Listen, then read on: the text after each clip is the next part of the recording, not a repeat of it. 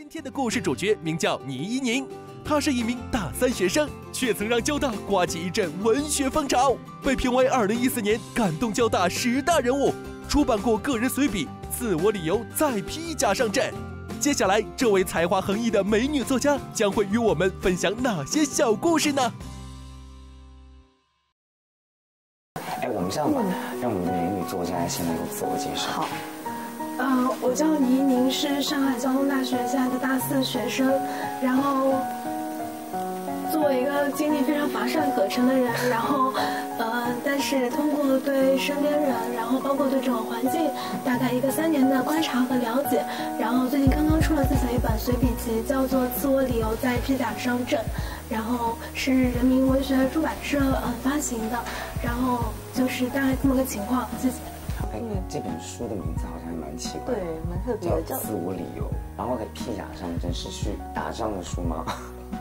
差不多，因为我觉得就是生活有的时候还蛮像一场战役，然后还是那种连续不断的那种。有一句话叫做“没有胜利可言，挺住就意味着一切”嘛。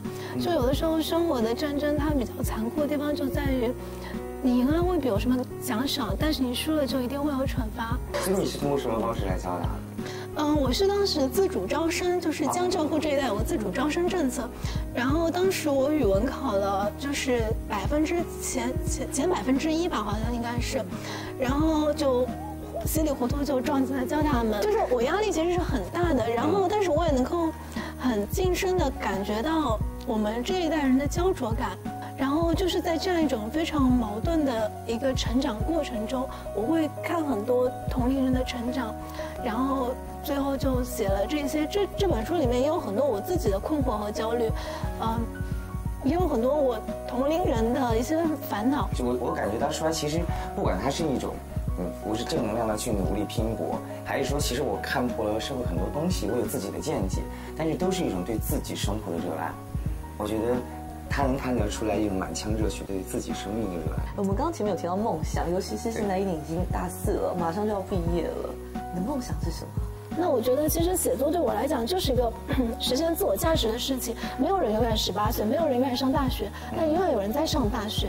那我觉得通过我一个这样一个过气老学姐，就是可能写过的一些东西，然后传递的一些想法，可能会让一些人就是对这个未来他不会那么摇摆。就是我没有办法给你指明一个最好的路，但我可以告诉你我是怎么走过去的。我想这就是我的一个梦想。其实我觉得他梦想跟他的书的名字扣得很紧。对。只需要一个理由，我就可以为你披甲上阵。对，也希望一宁未来带给我们更多的作品，还有你现在新书大卖。谢谢你啦，谢谢。